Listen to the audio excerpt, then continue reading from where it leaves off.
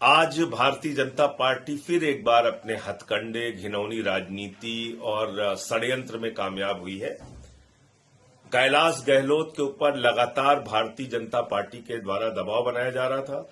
ED, CBI के छापे मारे जा रहे थे। ईडी के दफ्तर में पूछताछ करने के लिए बुलाया जा रहा था।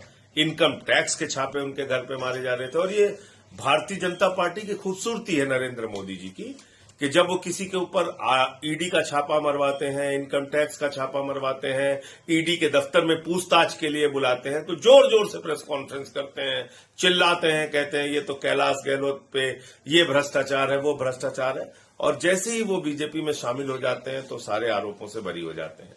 मोदी वॉशिंग पाउडर से उनको धुल दिया जाता है। तो बीजेपी एक बार फिर से अपने षड्यंत्र और अपने घिनौनी राजनीति में सफल हुई है।